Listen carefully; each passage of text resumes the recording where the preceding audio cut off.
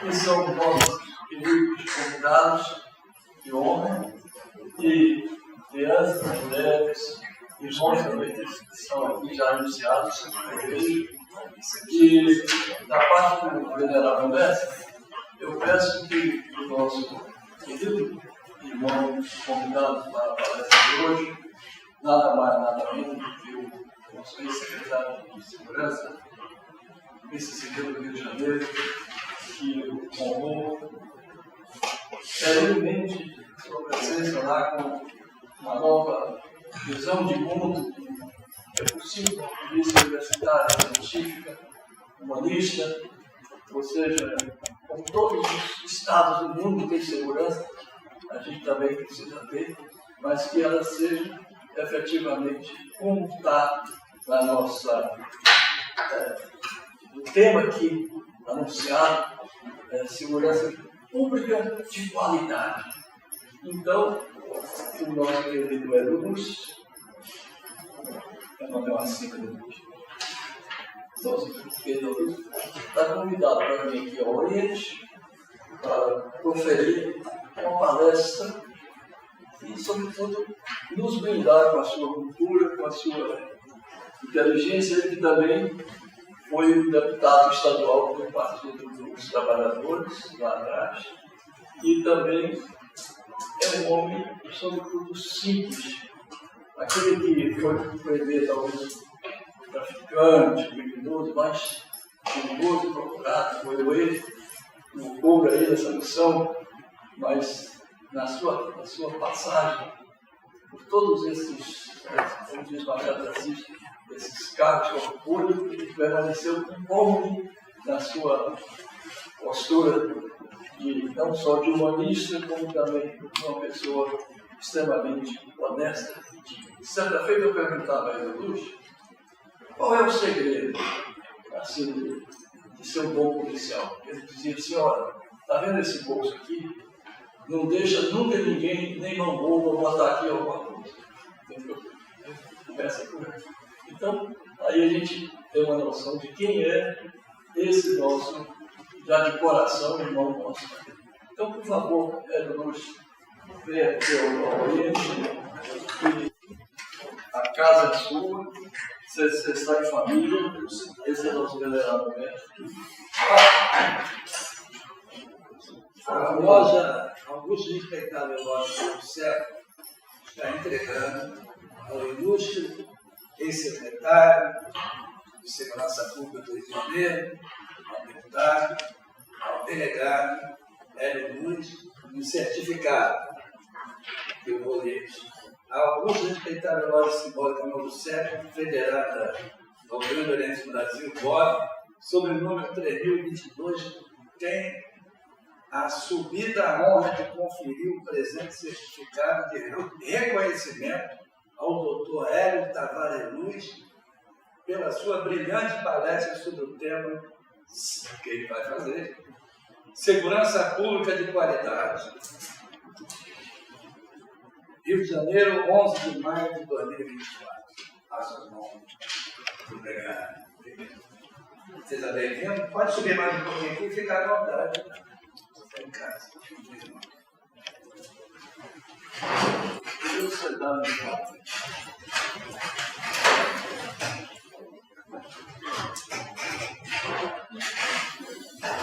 Ele já está conversando ainda há pouco. Porque ontem, eu conversando com a minha eu vi um documentário que surgiu em 97, estava na Chile, e o título era Notícias de uma Guerra Particular. Aí, ontem, depois de acho que 25, 26 anos, caiu a ficha. Né? Porque o particular não é a guerra, o particular é a polícia. Então, nós temos um país em que a polícia, e aí quando eu falo polícia é o sistema de segurança, poder incluir não só a polícia como as forças armadas, é particular. Então, na hora que se coloca uma segurança de qualidade, antes tem que modificar a situação do sistema de segurança. Ele não pode ser particular, ele tem que ser público. Então, desde que foi criado esse sistema, ele foi criado em 1808. Então, João VI veio para cá. Esse sistema foi criado para cuidar e garantir particular. Nunca foi para garantir a corte, quando Dom João desembarca aqui, uma corte de 15 mil pessoas, que encontram quase 30 mil escravos, não dá. Ele teve essa percepção. Então, o primeiro ato dele é invadir a Guiana Francesa, porque Napoleão estava ocupando Portugal. O segundo ato, lá da costa, foi criar a escola naval. O terceiro ato dele foi criar a Intendência Geral de Polícia. Ontem, foi 216 anos, foi criado no 10 de maio de 1808. Foi o terceiro ato de Dom João VI. Então, criou a polícia, que é a Polícia Civil do Rio de Janeiro hoje, essa intendência, para fazer a proteção da corte. A função dela não é pública, a função dela é particular. Então, nós temos até hoje um sistema de segurança que eles dizem que é do Estado, mas é um Estado particular. A estrutura do Estado é particular e o sistema de segurança que garante essa estrutura é particular também. Disso resulta o maior problema que nós temos, que é a desigualdade. Porque só participam dessa estrutura de governo no máximo 20% da população. 80% da população está excluída de cidadania. 80% da população, no máximo, vai viver com 1 a 2 salários mínimos. E o restante vive com... Esses são dados do PNA, DC, quando a gente fala dados, é complicado. Então eu imprimi para deixar com o Soeira, porque qual é a fonte? O Estado de São Paulo, o Jornal Estado de São Paulo e o Jornal Valor. Então são, sim, não se pode desconfiar dos dois. Então, é o pessoal que ganha e que garante esse estado de desigualdade que surge em 1808 e vem até hoje, 2024. Maio de 2024, ontem foi 216 anos da Polícia Civil e funcionando muito bem, entregando, hoje a moda é essa, né? Entregando a segurança a quem ela protege, que é o particular, que são os incluídos. Os incluídos é o que eles chamam de cidadania. Cidadania é direito à alimentação, direito à moradia, direito à saúde, direito à educação, direito ao lazer. Então, isso aí a polícia cumpre muito bem até hoje. Entrega muito bem. 216 anos, ela garantiu a corte. Fizeram, e aqui, essa loja aqui é da independência, da independência de 1822. Entregou a independência do Brasil, que é um negócio. O Brasil é o único do mundo, não existe hoje. Porque a gente está falando de independência, né? O Brasil faz a independência dele, é o único que todo mundo vira república depois da independência. O Brasil continua a monarquia. O monarca faz a independência do Brasil e mantém o país, enquanto os demais eram repúblicas, esse aqui continua sendo uma monarquia. E melhor ainda, o monarca era português, era da mesma casa dos Braganças, a mesma casa do pai, Dom João VI, rei, do filho continua Dom Pedro I. E aí, como é que ele consegue fazer isso? Lógico, ele gera no imaginário coletivo que todo mundo se encanta, né? A bandeira do Brasil, porque eu estou falando dos Braganças, a bandeira do Brasil é verde. E, botaram verde para dar nossas marcas. Não, a bandeira do Brasil é verde porque a casa de Bragança é verde.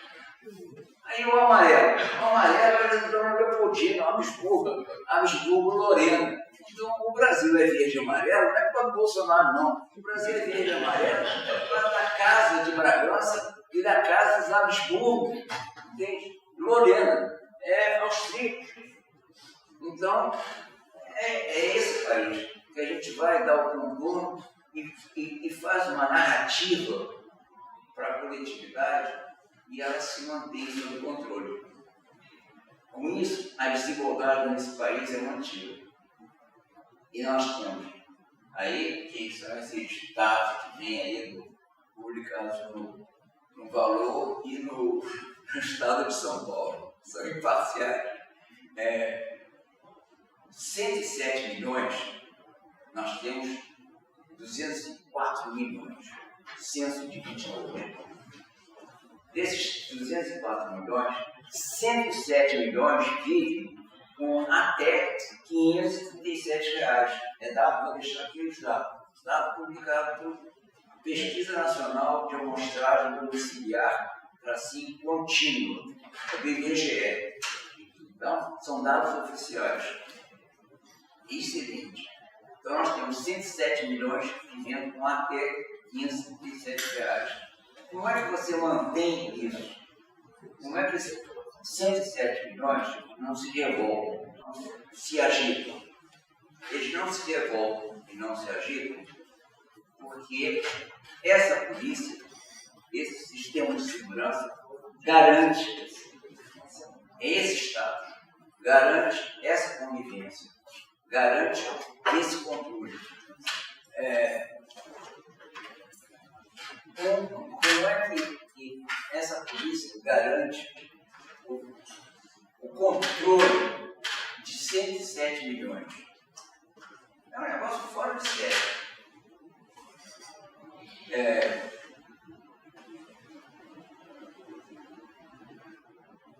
Na conversa, nas armas, só em último recurso. Esse sistema vem sendo aperfeiçoado desde 1808, de tal forma que chega aqui, nós não teríamos condição em nenhum lugar, nenhuma polícia do mundo teria condição disso. E nós conseguimos fazer isso.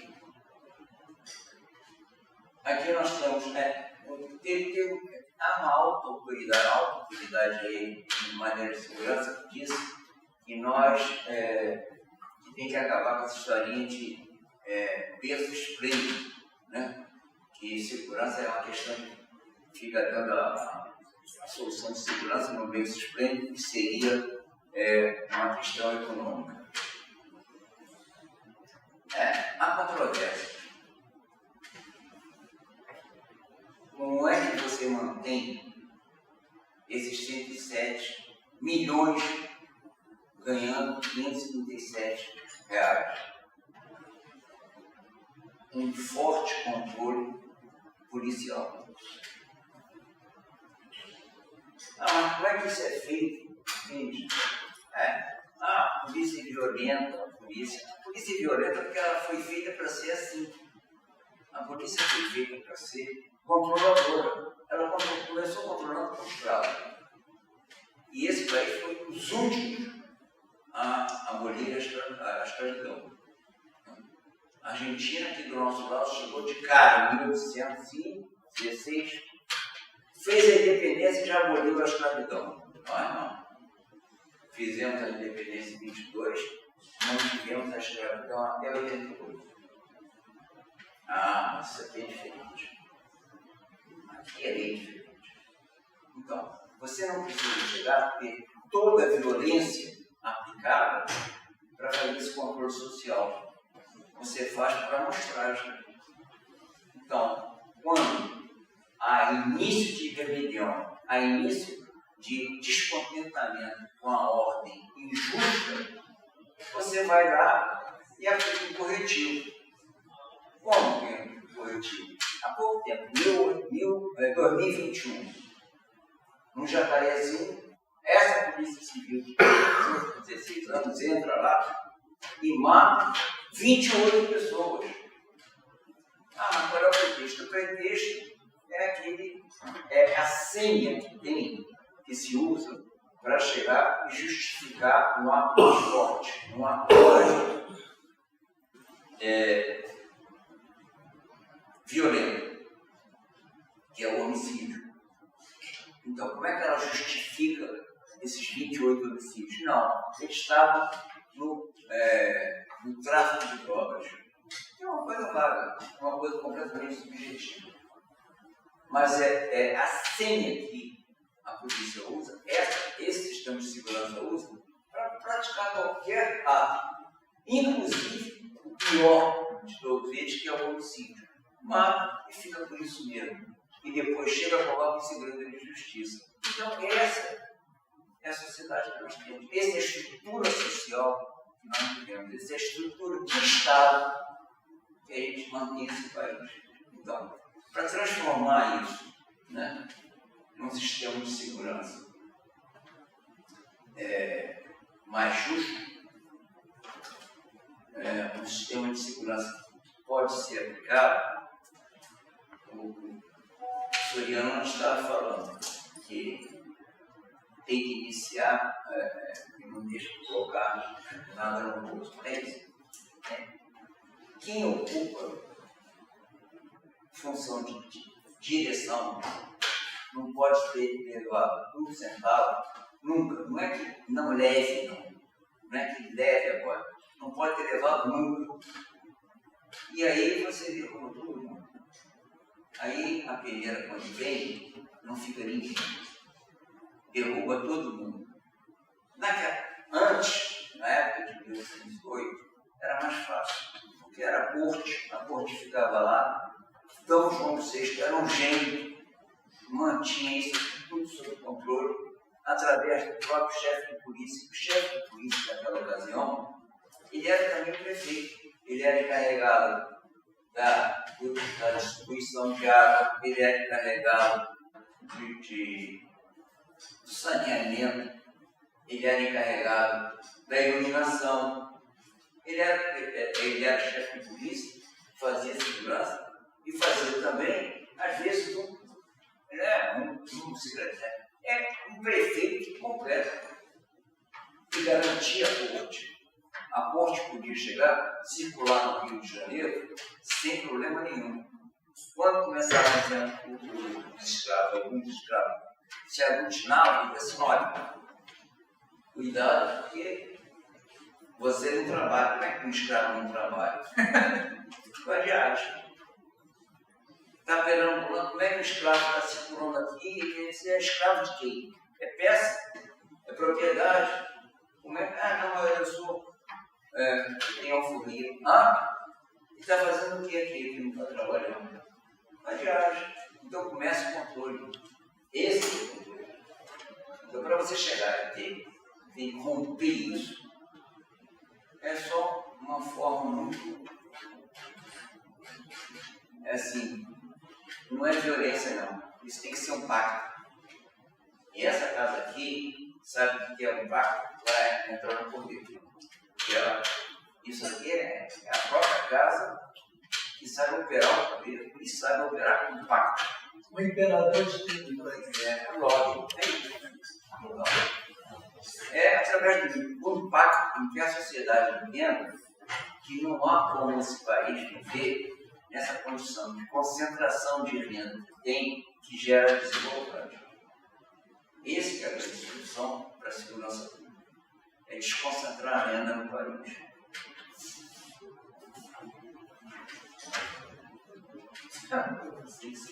Quer dizer, a gente pode chegar agora e questionar. Eu falo assim, isso é da onde eu percebo. Eu não estou dizendo que isso é a verdade, que isso é real. Isso é a forma que eu vejo, é o ângulo que eu percebo o Brasil, percebo a estrutura. Mas há controvérsias. Assim como há controvérsias nessa autoridade de segurança que diz que a questão da ordem econômica não soluciona a segurança pública, eu divido completamente, porque eu acho que a questão econômica vai, se não reduzir a compressão que existe para manter os 107 milhões, 537 mil, nós não vamos ter sucesso.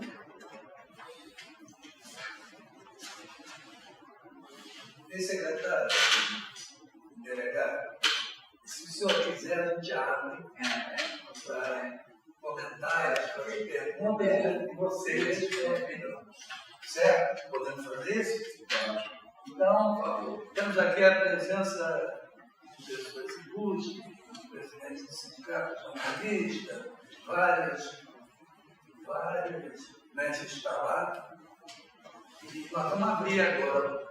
Lembrando que nós estamos, esse programa vai passar na TV Comunitária do Rio de Janeiro, então é muito importante o depoimento do delegado também dos presentes. Então está aberto. O primeiro que se inscreveu aí foi o meu irmão Wagner, na Rosa Paulo-Serra. Do seu ponto de vista. Muito se fala que as questões de segurança no Brasil chegaram a um ponto extremo. Eu acho que nos falta, inclusive, esse aprofundamento histórico, né? Que a gente tem esse costume de sempre reinventar as coisas como se o Brasil tivesse começado lá. E existe essa herança histórica, como o senhor muito bem resgatou aqui. Esse controle que é feito de maneira, como o senhor colocou, de forma quase que inconsciente, né, nas massas, a gente ouve, eu como professor, que o caminho para buscar uma solução disso é através da educação. Mas, infelizmente, a gente tem visto ao longo de vários anos, assim, que eu, pelo menos, trabalho em escolas, que se fala sobre esses assuntos em sala de aula, mas parece que a pressão social e o convívio dentro dos seus ambientes sociais que não são na escola parece que são mais fortes do que essa mensagem. Então, uma coisa que eu tenho notado, por exemplo, é que o pensamento pequeno burguês ele é muito presente, ele é muito forte, principalmente na periferia. Assim, eu ouvia desde criança, através do meu pai era muito humilde quando eu era criança, eu também fui muito humilde, em termos sociais, econômicos, tudo. Eu fui a primeira pessoa da minha família a fazer curso universitário. Então, isso é uma coisa muito marcante, assim, muito forte.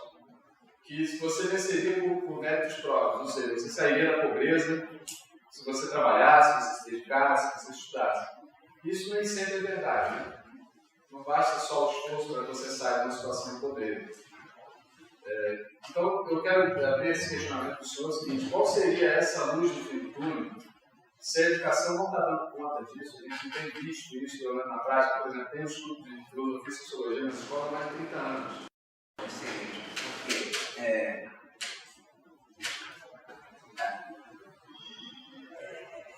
Fica assim confuso, né? Porque realmente a educação, porque a educação vai trazer informação e aí você pode chegar a operar. Não é a formação traz a informação e a informação você percebe.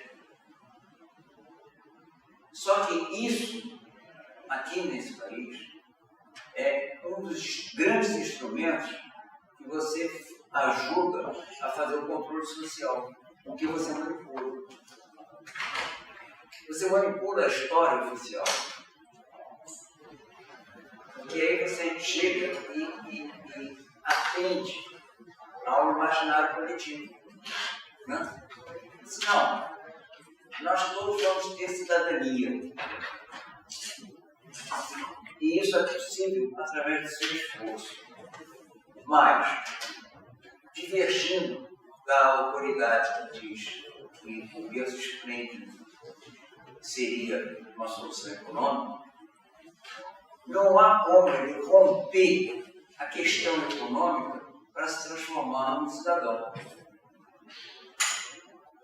Porque a estrutura não vai permitir. Na hora que chegar a recada, a função dele que está lá, que integra a maior parte da população, o que é excluído, a função dele é contribuir com o imposto para o Tesouro Nacional. Quando vai para o Tesouro Nacional, que no imaginário coletivo vai beneficiar todos, ao conjunto, ao interesse coletivo, na realidade, vai beneficiar só, no máximo, 1% que está lá em cima. E aí nós vamos ver em torno de subsídio. Hoje em dia nós estamos vendo o que é reoneração. O dinheiro que é para ser colocado para a Previdência Social está sendo pego, né, como lucro. Então, o desconto que existia em função de uma pandemia, agora chega e se apropria, é apropriação. Se apropria dizendo que não. E se não deixar esse desconto, não deixar haver essa apropriação do dinheiro da Seguridade, do INPS, vai gerar desemprego. Mas o próprio ministro Haddad chega e diz assim, ó, não gerou emprego até hoje. Entende assim, isso aqui é um absurdo. Nós não podemos abrir mão desse dinheiro. Isso é o cálculo. É muito bem aquela questão da formação da polícia, que permanece até no brasão da polícia, que é um ramo de café, uma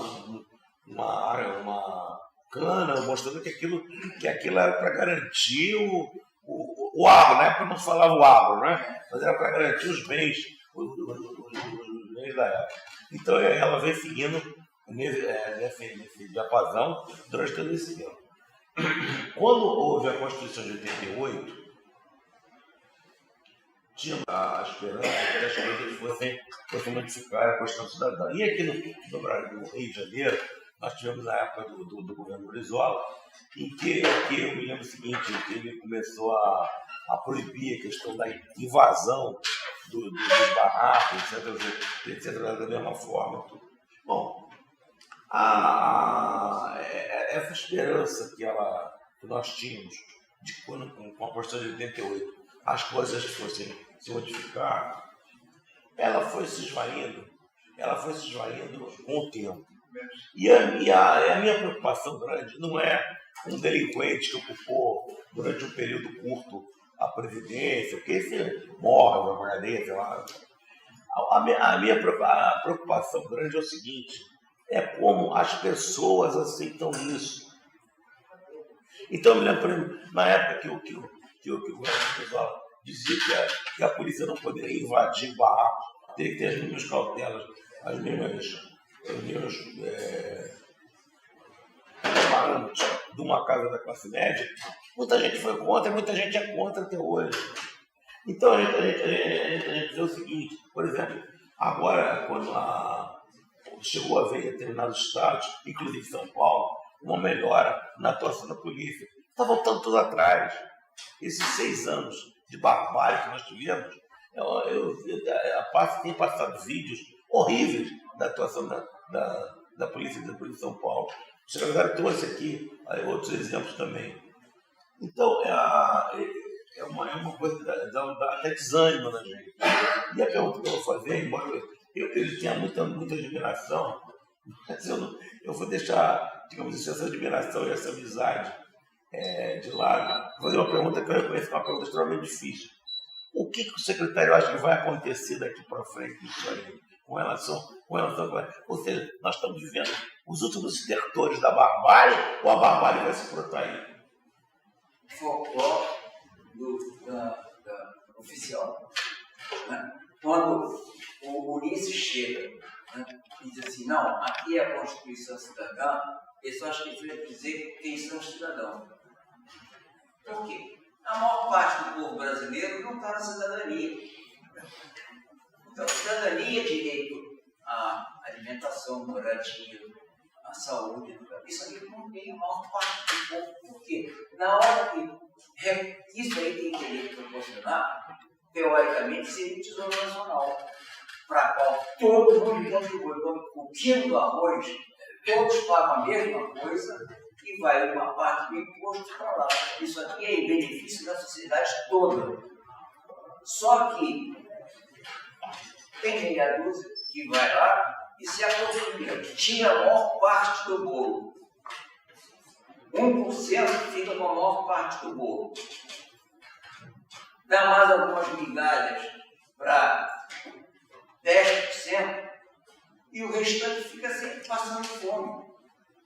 Então, a Constituição de 88 consegue colocar o pessoal que fica na migalha para dentro da Casa Grande. Então, a classe média branca chega, vai ao poder. Foi isso que a Constituição fez. Quem fala isso não sou eu, não. O Procurador-Geral, que foi antes da Raquel Dodge, escreveu um livro, aquele que disse que ia dar um tipo, não sei o quê. Ele escreveu um livro e ele, Rodrigo Janot disse que antes da Constituição ele não ganhava nada, ele não ganhava mesmo. Eu até comentando aqui que antes da Constituição de 88, o juiz ganhava pouquíssimo, o procurador ganhava, o Ministério Público ganhava nada. Os salários eram baixos. Eles tinham de fazer meio expediente e no outro meio expediente entra no escritório de advocacia para completar o salário. O juiz ia fazer isso? Não, porque ele não podia, mas ele dava assessoria. A gente está falando aqui que a verdade tem que prevalecer. Então, vamos lá. 78 anos a gente entra no livro do risco. Então, o juiz tinha que fazer isso. Ele não advogava, mas assessorava. Ganhava pouco.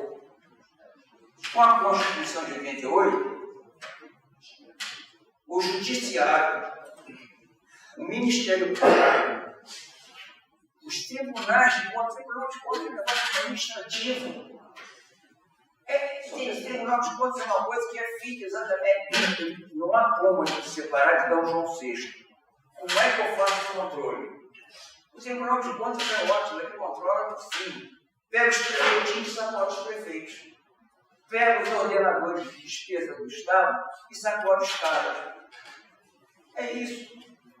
Se não seria um caso, a pergunta até para o deputado, pergunta para o deputado já, se não seria o caso de uma nova Constituição, ou seja, de simplesmente acabar com essa, o que está aí, esse que eles chamam a Constituição cidadã, que o nosso deputado Luiz Guarães ele fez questão de afirmar que era a Constituição cidadã, que na realidade, como o senhor bem colocou, veio trazer direitos para uma minoria para acessar a Casa Grande. Entende? Então, essa Constituição que está aí é uma Constituição que se aplica na Suécia. Mas aqui no Brasil não se aplica enquanto não for responsabilizado o funcionário que cometeu um deslize, enfim, um crime mesmo ilícito. Ele tem que ser responsabilizado, por quê? Porque o dia que ele for responsabilizado, ele vai pensar 2 vezes antes de praticar o ilícito. Aí eu vou caçar aquele pessoal, vou caçar o que está mexendo dele. Você vai responder os seus bens, você vai. Não responde, não só não responde, como sai candidato ao Senado e se elege e também é senador. Então, apesar de nós estamos. Pergunto para o senhor, não seria o caso de mudar essa Constituição, de colocar pessoas. Vamos dizer assim, não só próprias também, mas pessoas que têm um mínimo, ou pelo menos tenham frequentado uma casa maçônica, vamos dizer assim, uma loja, né? E se ele frequentar uma loja, ele vai entender perfeitamente o que é o direito e o que não é o direito, enfim, tudo isso que nós aprendemos em loja. Aplicar artigo 120, sendo a mais da metade excluída é difícil. É ótimo, né? Até porque poderia rever os poderes, né? Os poderes são exercidos em nome do povo. O artigo primeiro, o resto não funciona. Não funciona esse. Os poderes são exercidos em nome do povo. O povo não está lá. E aí vai bater de novo na escola. Não há representatividade. Nenhum poder no Brasil, nenhum poder constituído no Brasil representa o povo brasileiro no conjunto. E representa a parcela mínima dos interesses da população, de um grupo privilegiado. É isso que é a Constituição. É isso que são os poderes constituídos. Por isso que eles chegam e trocam figurinha permanente. Então, quando a gente chega assim, o que seria normal, o funcionário chegar e responder pelos atos dele em ação regressiva, quer dizer, ação que o Estado chega e depois vai atrás do funcionário para ele chegar. Se fosse feito isso, todos teriam que fazer. No Executivo, no Legislativo e no Judiciário. No Judiciário, como que não? Como é que vai pegar isso? Por quê? Na Constituição o que prevalece é o interesse do povo. Não é o interesse de uma casta, uma minoria. É o interesse da Casa Grande. Nós vivemos até hoje com a senzala e a Casa Grande. Não há outra diferença. E na Casa Grande é da classe média branca para cima. É isso que nós vivemos. Então, na minha avaliação, naquele momento, a Constituição de 88, ela foi revolucionária.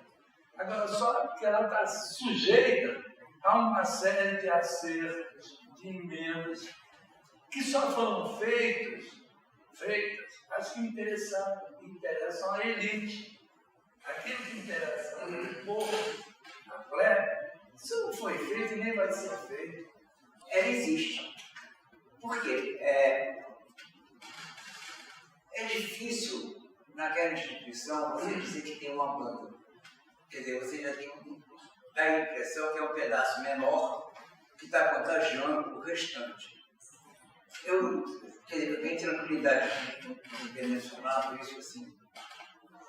Porque eu não acredito nisso. A polícia tem uma parte menor, ruim, que contagia o restante. Não. A polícia toda é a banda podre. Não tem banda.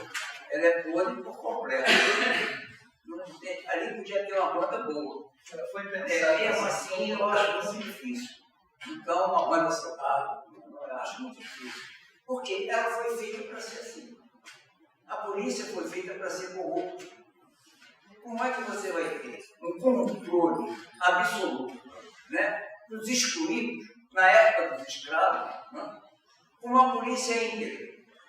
A Constituição da República, ela nunca foi regulamentada em sua totalidade. Tem artigos na Constituição que estão em aberto, não se pode aplicar por falta de regulamentação. Então, diversas emendas constitucionais são, como se diz, são para atos específicos, não para essa regulamentação que muitas das vezes regula o direito do cidadão. Isso não foi feito até hoje. Um outro assunto que eu me debato muito é sobre a legislação penal de 1940. Nela nós temos um crime de homicídio que é menos grave do que crime contra o patrimônio. O crime contra o patrimônio, como o Luiz falou, é o crime de proteção da classe dominante. Então, e até hoje é isso. Então eu pergunto ao senhor se a nossa legislação penal, que só é atualizada por leis especiais, que o que mais conhecemos é a Maria da Penha, porque o crime é contra todos nós, homem, mulher, criança, não é só contra a mulher. Quem tem que ser protegido somos todos nós, não é só uma parte da população. Então eu pergunto se a nossa legislação penal não está demasiadamente atualizada e como poderíamos atualizá-la? Ela vai responder ao interesse de quem detém o poder. Os que detêm o poder vão chegar a fazer a modificação da Constituição ao seu interesse, que é a minoria. Não é a maioria. A lei não é feita para a maioria. A lei é feita para ser cumprida pela maioria quando convier a minoria. Isso é esse país. Não é um direito penal. O direito penal aí vai funcionar muito como um instrumento de controle. Como instrumento de controle, vai. Por isso que fica por 1940. Tem um espaço maior, é mais fácil. E é exatamente isso que reflete um interesse maior na proteção do patrimônio do que na proteção da vida. Isso reflete 40 e reflete agora. Que agora, quando você chega, desvia o dinheiro público, porque o dinheiro público ferra todos no quilo do arroz, você está beneficiando. Você está operando dentro do patrimônio. Desoneração é patrimônio. Então, você protege muito mais o patrimônio do que a vida. No dia que chegar, na hora que chegar, tem que ser modificado mesmo. Prevalecer que o crime maior é o homicídio. E é, porque esse não há reparação. Não há reparação. O caso daí, do garoto aí que chegou com uma máscara assim, um carro desse, e corte, e arrebentou com o cara. Como é que repara? Pode pegar o dinheiro que quiser dar para a família, mas não vai reparar a vida. Eu gostaria de enaltecer a figura do nosso palestrante, Dr. Hélio Luz. Este homem, quando esteve à frente da chefia de polícia, fez um verdadeiro trabalho de profilaxia, eliminando os maus policiais, não deixando que houvesse uma contaminação.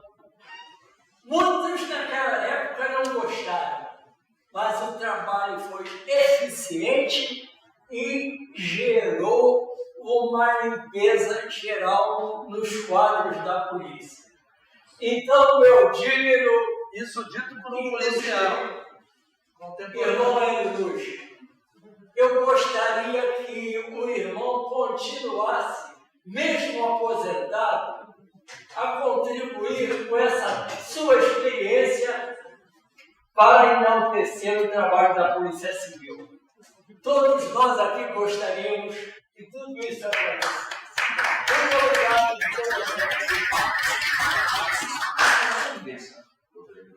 Conseguir a proposta que isso teria, talvez nível de orientação, de informação, para diminuir o cabelo para o povo, para acabar com a corrupção. Para que se possa crescer no país, via legislativo, eu tenho uma saída, mas eu não concordo. É uma minha evolução, mas é história. A visão dentro das normas legais, dentro da vivência democrática, evidentemente não como a Suécia, como a Noruega, não temos essa formação. Poderíamos ter, mas não temos. Qual seria a proposta na sua vivência? Quais seriam os subsídios, a orientação que daria para que o país pudesse tomar rumo a uma atividade legislativa e acabar com a corrupção, e diminuir pelo menos a corrupção com a participação? A estrutura de poder do país é corrupta. Na hora que chega, que elege, no dia seguinte, tem um acordão sobre os cargos que vão ser preenchidos, como vão ser preenchidos. Né? Por isso que tem um espaço bem grande entre a eleição e a posse. E aí faz toda uma fazer. Né? Não pode ser. No dia seguinte não pode dar. Mas aí, e a ordem justa, como é que fica? Aí não dá. Né? Então,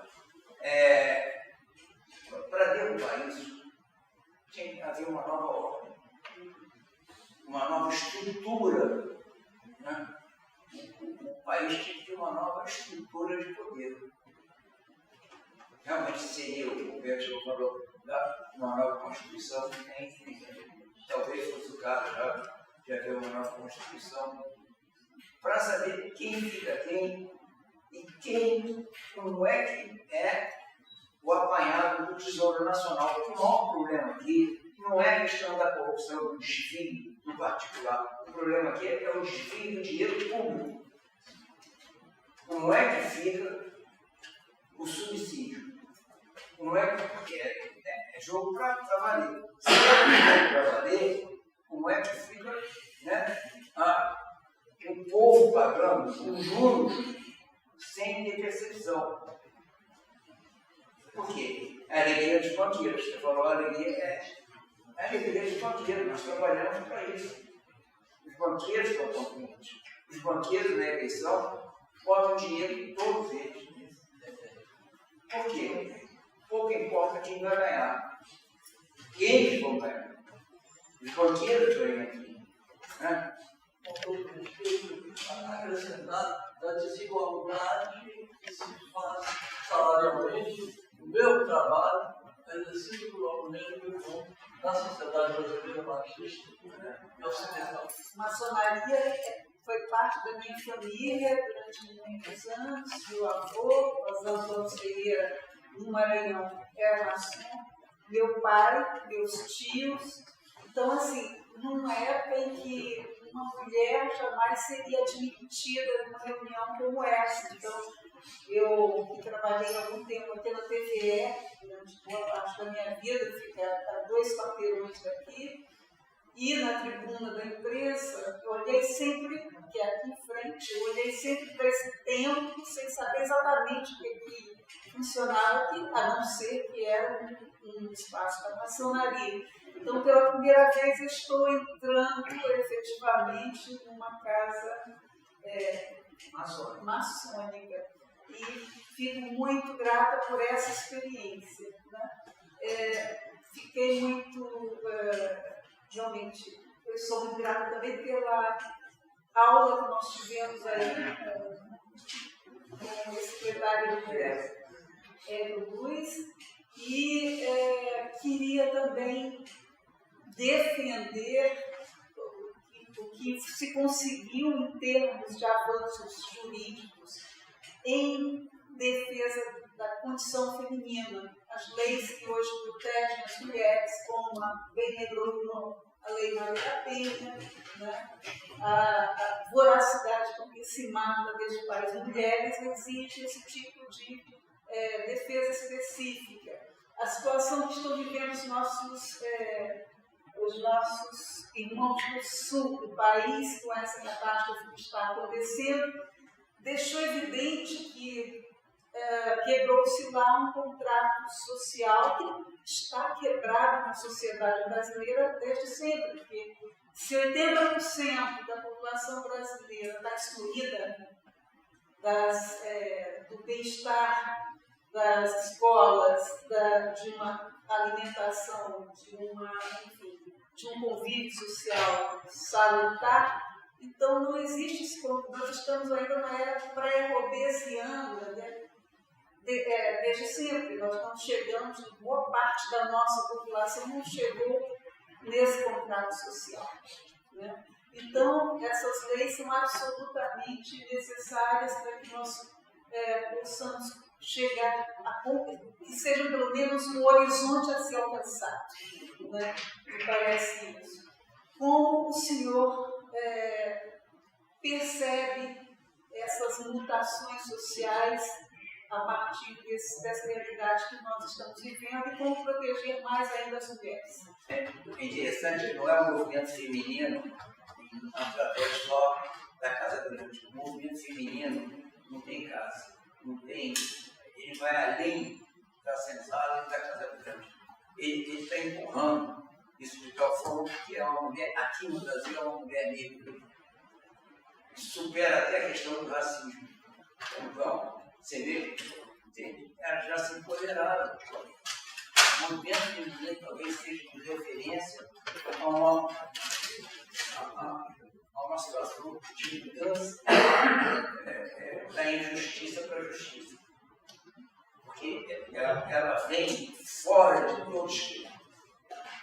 ela vem fora, vem por fora. Isso ninguém percebe. Porque a Lei Maria da Penha, ela forçou o sistema de segurança a fazer isso. O sistema de segurança nunca iria botar viatura e pessoal a favor. Nunca. Eu estava na chefia, inclusive, porque eu tenho muita tolerância com delegacia especializada. Porque dentro do contexto que nós temos aqui no Rio de Janeiro, a delegacia especializada é um problema. Então, quando surgiu a delegacia especializada da mulher, eu botei o pé atrás. Porque eu esbarrava antes na especialização. Hoje eu não comatório tranquilamente, porque foi o caminho e é irreversível. É irreversível. Esse caminho que encontraram, você vê que a Maria da Penha funciona. Por quê? O policial, quando chega lá, não vai perguntar o que houve. Ele pega o cara e leva para lá. Pô, não tem, né? Como é que é? Responsabilidade civil direta, não é? O ônibus bate, não foi perguntando quem é o culpado, quem não é. Ah, mas eu estava lá. Não, é responsabilidade direta. É ele que é culpado e acabou. Então carrega o cara, a partir de botar o cara na delegacia, vai perguntar o que houve. Coloca o cara dentro da delegacia e diz assim, o que aconteceu. Então, só isso é muita mudança. Isso é muita mudança no sistema de ordem justa. Então, eu acho que um dos caminhos que surge é o caminho do movimento feminino para trazer. Até porque isso é a impressão que eu tenho. Como a mulher sempre foi muito subjugada, muito submissa e ficava atrás, quem trabalha com o movimento popular sabe que o primeiro passo do roceiro é para trás. Mas o que é? Porque ele só opera num terreno que ele conhece, ele não opera no terreno que ele não conhece. Isso aprende com eles. O primeiro passo é para trás. Você bota o adversário dentro do teu terreno e não no dele. Então, isso eu acho que foi feito. Então, o movimento feminino chegou, deu um passo atrás e avançou. Eu acho que isso não é bom. Podemos concluir? Agradecer a presença do ex-secretário de Segurança do Rio de Janeiro, delegado da Polícia Civil, que deu uma aula para nós aqui de cidadania. A loja Augusta, e ex-secretário de loja, Cibores, não século, agradece e aos secretários de segurança, eles e a todos os convidados, as mulheres, os homens que ficaram aqui abrilhantando esse debate. Muito obrigado.